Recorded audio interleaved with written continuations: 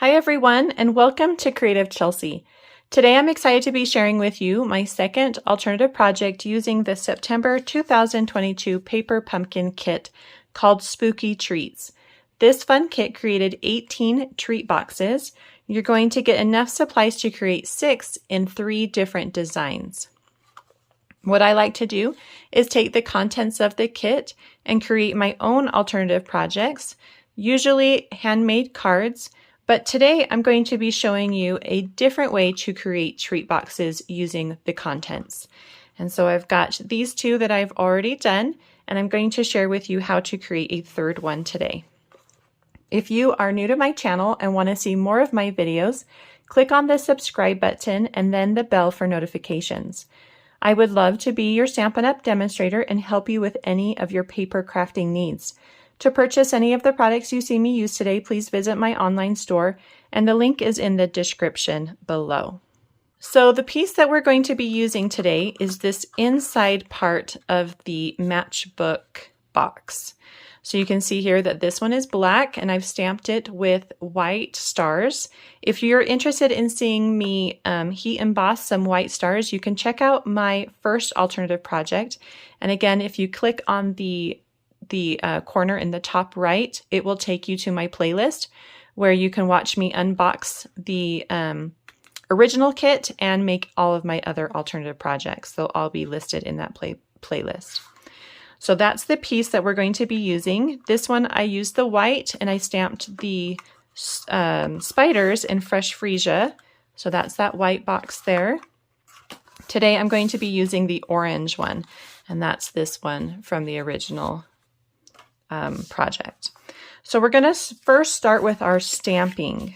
So I'm going to open up your box, and you're going to just choose some fun image from the stamp set that came in the kit to stamp on your box, just to give it a fun pattern.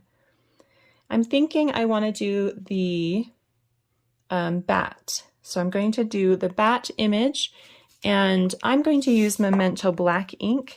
If you have another black ink or maybe gray, you could also use the Orchid Oasis for this as well.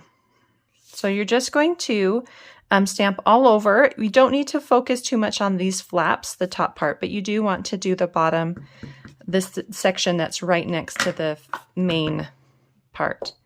So just go ahead and start stamping. You can go all different directions. I like to rotate my paper rather than my stamp. So that's kind of how I like to do it. And then a little bit up here.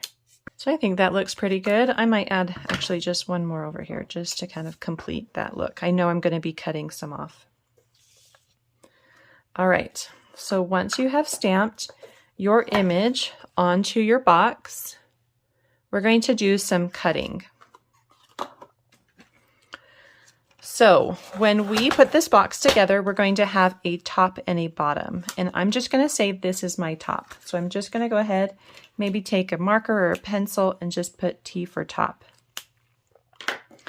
So from the top, I am going to cut 3/4 of an inch from this line here.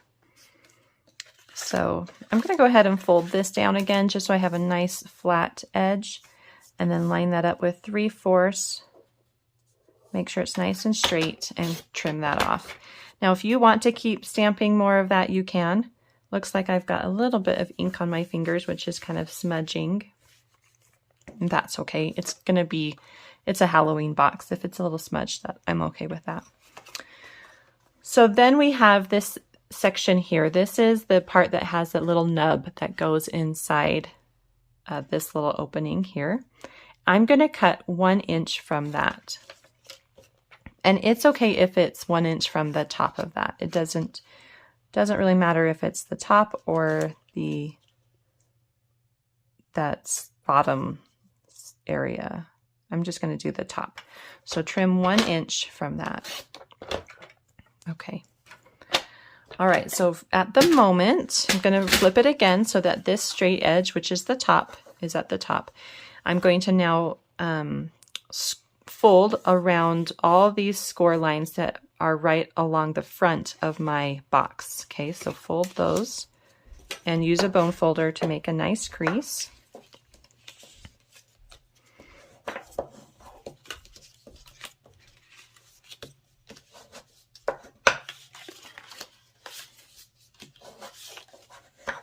Okay, so all of those are folded.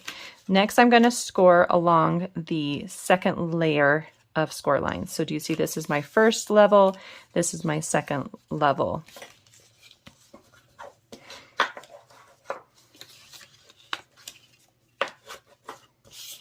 That one's already done. And then this one. Okay. So this again, the cut part is my top. So down here at the bottom, you're going to fold in your flaps and add some tear and tape to the bottom of those flaps.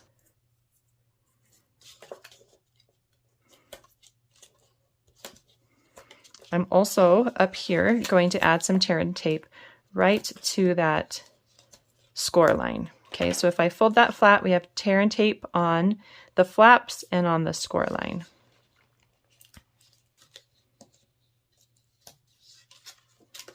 Okay, go ahead and take this part off too. So here on the left side, I'm going to connect the edge to that corner. So I'm kind of bringing it up now to create my box, and do the same on the right side.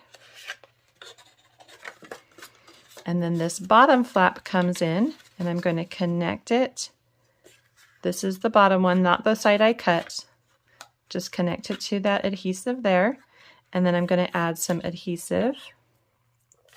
Actually, add it probably to the top, the inside of this one, just so that you don't accidentally put it in the wrong spot and it shows.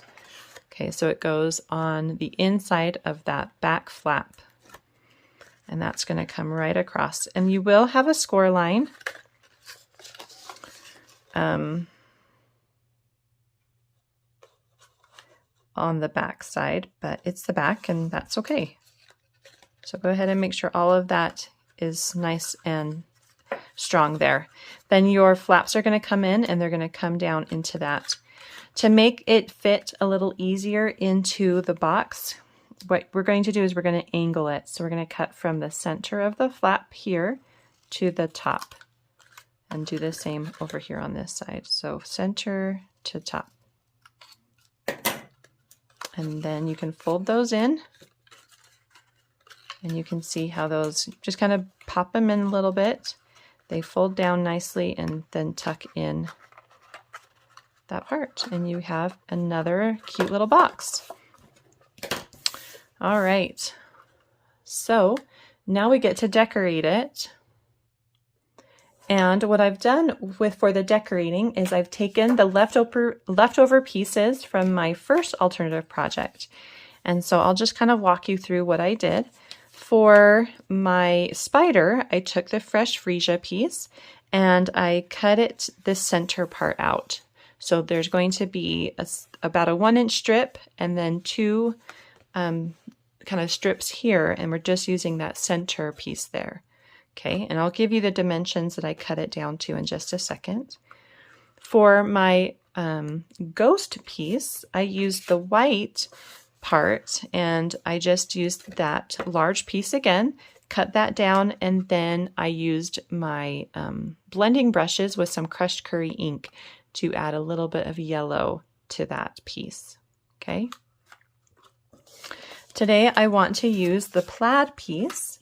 Now this piece, I removed more of it than any of the other pieces because I like the little plaid and I used it for my cards, but I still have that solid piece there. So I'm going to go ahead and cut this down to the size that I need for the front of my box.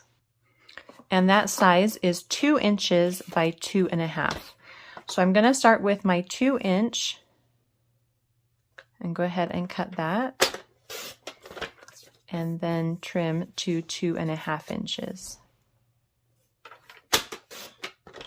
Okay, so you do get a little strip left over, and you can always use that on some other projects, such as this one. Just trim it down and add it there. or you can hold on to it for something else if you want. All right. So I've got my little scallop circle that I'm going to add. So you can stamp any little message in here that fits. I'm going to stamp with the Orchid Oasis, the enjoy this spooky treat right there in the center.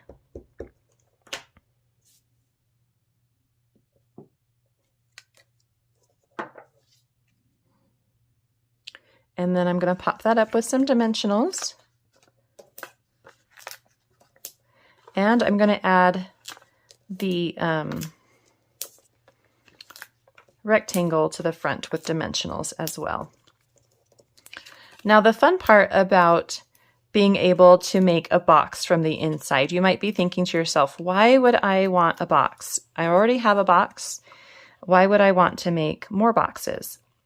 Use just a little differently. And the reason you want to do this is because we're using less of the materials. And so we're getting more from the kit. Okay, so you can put this at an angle or straight on, however you want to do that. So I'm just going to do it right there in the middle. That's super cute with those bats on the sides. And then of course you're going to add some of the stars. So because we are using just the inside, we now have the outside parts to decorate and create cards with. So if you watched my first alternative, you might have noticed that, I'm going to put this on my greeting so that we can see it. You might have noticed that I've used some of the leftover pieces to decorate. And so now I have more